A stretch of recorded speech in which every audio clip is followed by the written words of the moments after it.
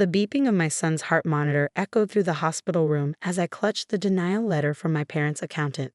Outside, through the dreary hospital windows, I could see the ocean, the same ocean where my brother Marcus's new beach house was being built, funded by our parents' family emergency fund. "I'm sorry, Olivia," my father's message read. "The fund is depleted after Marcus's house. Tommy's surgery will have to wait. He's young, he'll bounce back."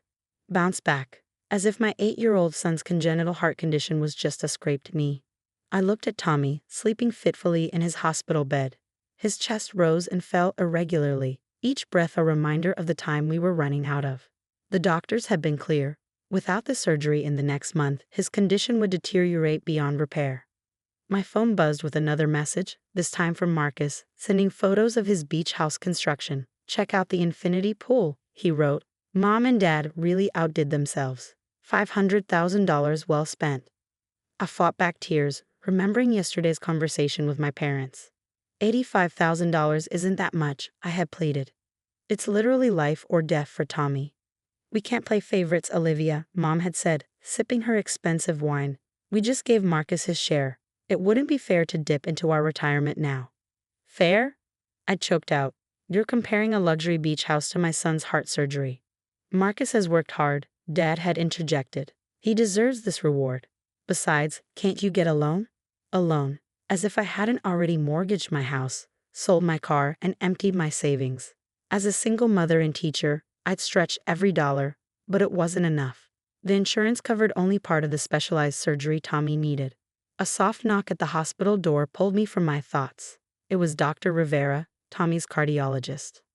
"How are his numbers today?"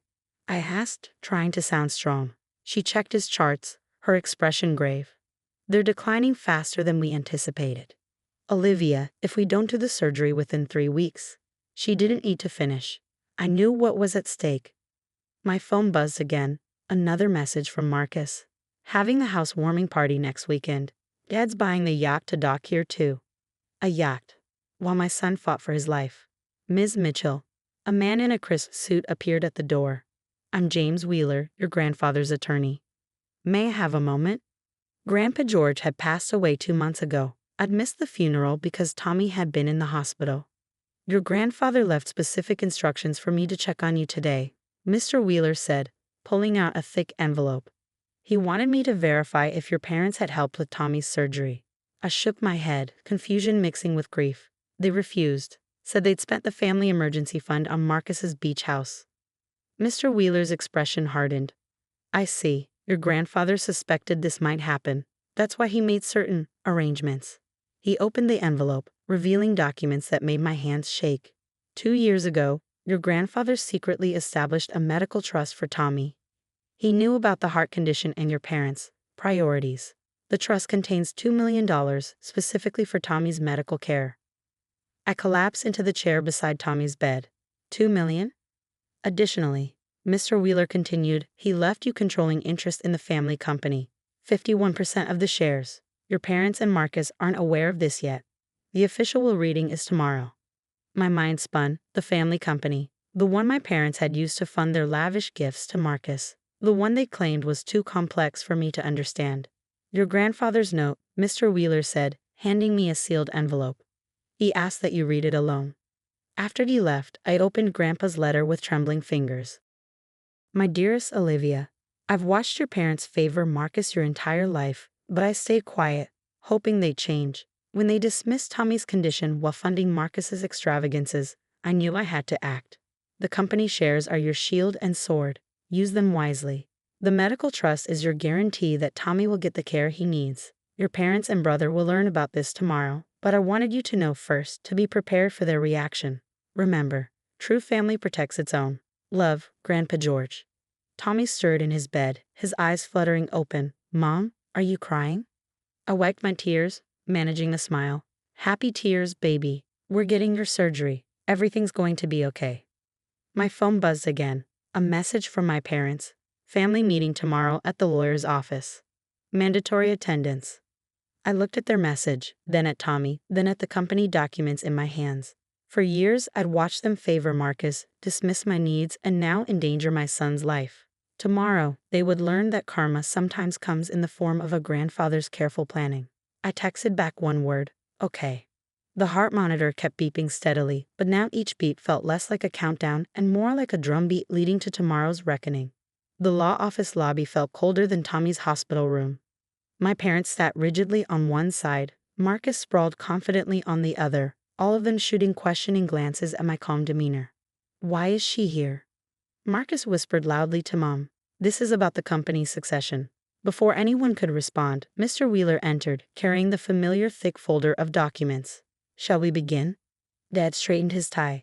Just formalities, right? The company transfers to Marcus as discussed. Actually, Mr. Wheeler said, opening the folder, there have been some changes. The next 10 minutes rewritten my family's power dynamic. With each revelation, the color drained from their faces. Controlling shares to me, the medical trust for Tommy. Grandpa's explicit instructions about company management. This is impossible. Marcus jumped up. She doesn't know anything about business. Your sister has an MBA, Mr. Wheeler stated flatly. She's been running her own successful educational consulting firm for 5 years. Your grandfather was quite aware of her capabilities. My parents sat in stunned silence as Mr. Wheeler continued reading. The beach house funds would need to be repaid to the company. The yacht purchase was canceled. All major financial decisions now required my approval. Olivia, Mom finally spoke, her voice honey-sweet. Surely we can discuss this as a family? Like we discussed Tommy's surgery? I asked quietly. Or Marcus's beach house? That was different, Dad protested. The beach house is an investment. And my son's life isn't. My voice remained calm, but my hands shook slightly. Yesterday you said you couldn't spare $85,000 for his surgery. Today I learned you approved another $200,000 for Marcus's yacht. Marcus leaned forward. Look, sis, maybe we can make a deal. You sign over the shares and we'll consider helping with Tommy's. The surgery is already scheduled, I interrupted. The trust covers everything. Tommy doesn't need your consideration anymore. You can't run the company, Dad said desperately. You don't understand our business relationships, our deals.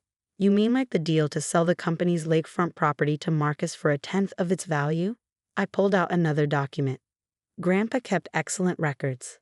Their faces paled further. That deal had been their next gift to Marcus. The company isn't your personal piggy bank anymore, I continued. Things are going to change. You turn against your own family? Mom asked, tears welling up. Family? I laughed softly. Family would have saved my son's life before building a beach house. Family wouldn't have watched me mortgage my house while buying Marcus a yacht. Mr. Wheeler cleared his throat. There's more. The company audit reveals several questionable transactions. I stood up, smoothing my skirt. I've arranged for a forensic accountant to review everything from the past 5 years. Any inappropriate personal expenses will need to be repaid. You do this to your own brother? Marcus sputtered. My brother? I turned to him. My brother who posted Instagram stories about his infinity pool while his nephew was in intensive care? That brother? The room fell silent except for the sound of my mother's quiet sobs. I have a board meeting to prepare for, I said, gathering my things. Mr. Wheeler will explain the new company policies. Any questions about repayment schedules can go through him. Wait. Dad called as I reached the door. What do you want? There must be something we can offer. I turned back one last time. What I wanted was parents who cared about their grandson's life as much as their son's beach view. What I wanted was a brother who thought about someone besides himself. What I got instead was a lesson in how money reveals people's true characters. The company will be ruined, Marcus threatened. No, I replied. It will be saved. From all of you. As I walked out, Mr. Wheeler handed me one final envelope. Another note from Grandpa. Olivia, by now they know. Remember, running a company isn't about power. It's about responsibility. You have both the compassion and strength to do what's right. Tommy will live, the company will thrive, and maybe, just maybe, they'll learn something about true family values. Love, Grandpa. I drove straight to the hospital, where Tommy was sitting up, coloring a picture of what looked like a superhero. Is everything okay, Mom? He asked, seeing my expression. Better than okay. I smiled, sitting beside him. How about after your surgery, we take that trip to Disney World you've been asking about? His eyes lit up. Really? But I thought we couldn't afford it. Things have changed, I said, helping him with his coloring. Sometimes life has a way of balancing things out. My phone buzzed with messages from my parents and Marcus, but I ignored them. Tomorrow, I'd start reviewing the company books.